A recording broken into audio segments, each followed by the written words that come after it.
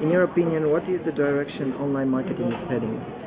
Right, if you look at the numbers of the projections of money going to online, the big drivers of online marketing is going to be search and online video.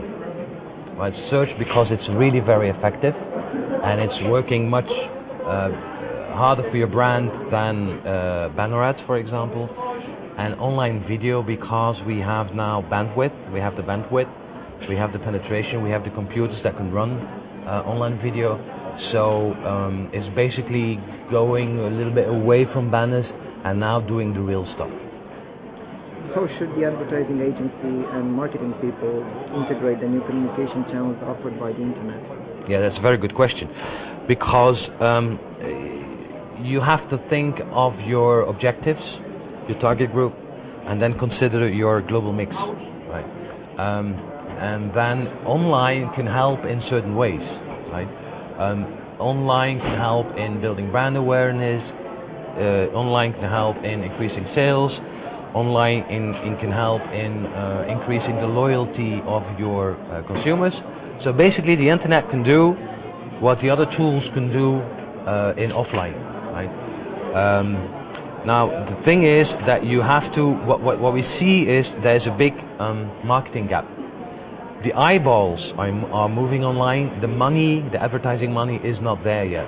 Right? So there's a gap between the eyeballs and the money spent.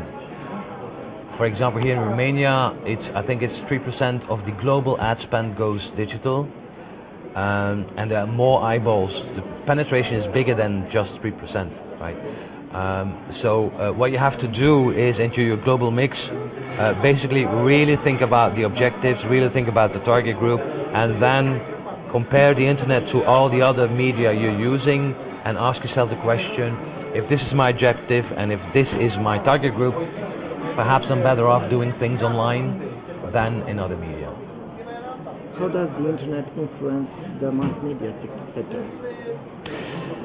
Yes, if you take a look at, in Europe, if you take a look at the media consumption, what you see is, so the media consumption is the percentage of time that people spend in front of television, reading magazines, etc., etc. I think TV is stabilizing at 30%, a little less. Radio is 27%, and then the internet is growing from nowhere, and now it's 23%. Magazines are 10%, and newspapers are 8%. Right? Because people have only this much time to spend with media, people are doing something else less to be able to do stuff on the internet. So what you see happening is that they are watching less TV, they are listening less to the radio, or they're listening online radio. And a lot of people will read less newspapers because they can have the news in their mailbox or on the internet. So it is affecting in a big way the way people use mass media. So the internet is, can we say the internet is a threat to mass media? It is to TV, right? Because what you see is happening is, well, the internet and TV are merging anyway because you're going to have digital TV, you have digital TV, you have interactive television. What happens is with interactive television, it's basically a box between the wall and your television, and it has a hard disk in it. Right? So it's really very easy to watch television non-live. So you record with just one push, for example, you record every episode of Heroes, right? What happens is the numbers are really very important. The number of people that watch non-live, depending on the research, between 60 and 80% of those people fast forward commercial breaks. So imagine you are a big brand and you pay a lot of money to be on TV. What you see happening is that a number of people that have interactive television are watching more and more non-live, right? And if they're watching non-live, they're massively skipping or fast-forwarding commercial breaks, right? So it means that your 30-second commercial is working not so hard anymore.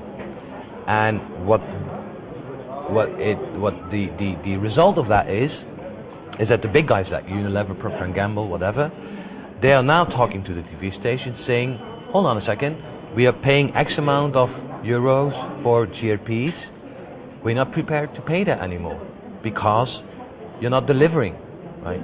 The TV station is saying, hold on a second, if you pay less, then we can't afford the quality shows anymore. If we cannot buy the quality shows anymore, you're gonna have less audience. Hold on, if we have less audience, you're gonna pay less. We're gonna have less money to pay shows. And it's a vicious circle.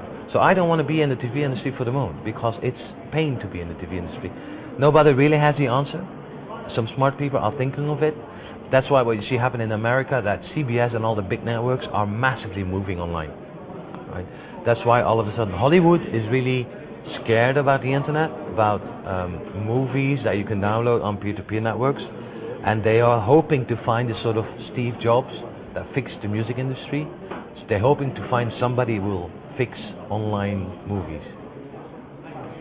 What are the mistakes that online advertisers usually make? The two major ones are one,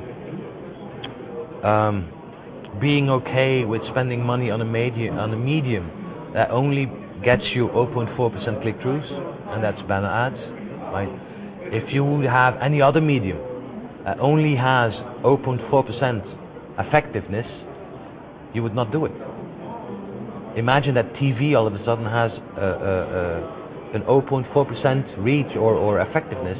Nobody would ever spend a dime on television, right?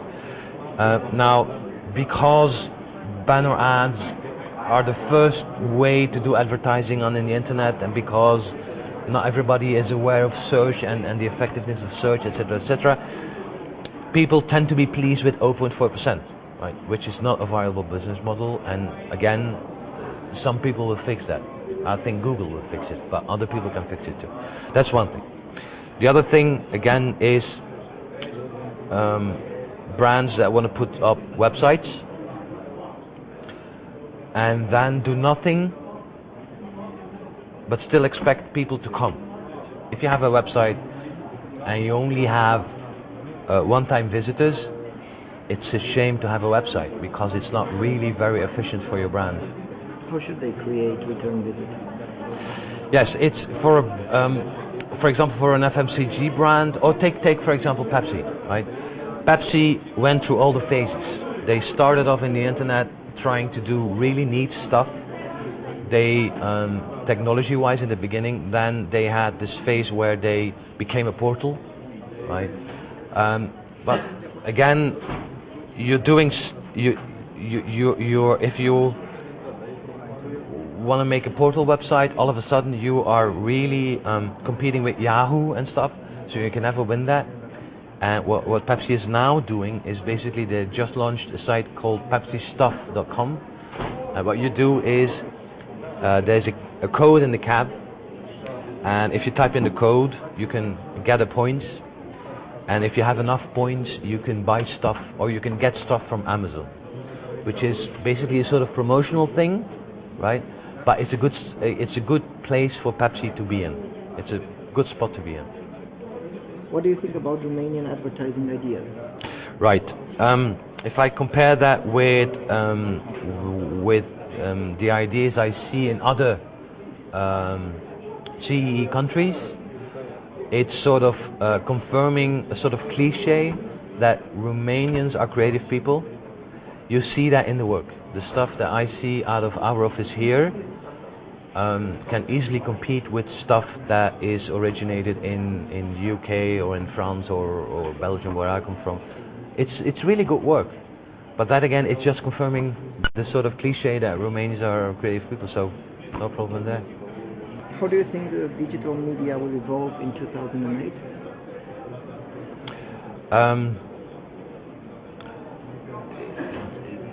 That's a very difficult question because it's only 1 year, right? And the internet is still sort of, it's only existing for what, 50 years? So if you compare it to television, the first 15 years was basically radio.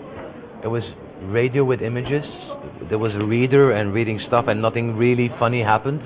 right? So the internet still is in its infancy. I know a little bit what's going to happen in the long term. Right? In the long term, we're gonna have the 3D internet. Everybody last year talked about Second Life. Second Life is a little bit dead now. It has its problems, so people are not really returning to Second Life. But there's a whole lot other 3D internet sites that are launched now. MTV, for example, has 3 or 4 3D internet websites. So the 3D internet is a very, it's going to be there, and it's going to be an important one. So that's a thing to watch. I hope for 2008 that a whole lot of people understand and find out about search. And what I think is going to happen in search with Google. Google is sort of, as we speak now, testing online video in search results, and that is, I hope it works, because that for us agencies could be a really good thing, because all of a sudden within search results, which are really very relevant because they are the result of the search of a consumer, we could do moving images. And moving images is one of the things that we are really good at, right? So banners are moving images, but not really, because you have to do it in 16K, and so it's really very restricting. If you can do online video in search results, it's like AdWords in 30-second commercials. So it's like really very exciting. So I hope that they're gonna have good test results, and that they're gonna launch it this year, so that we can finally have really very relevant online video.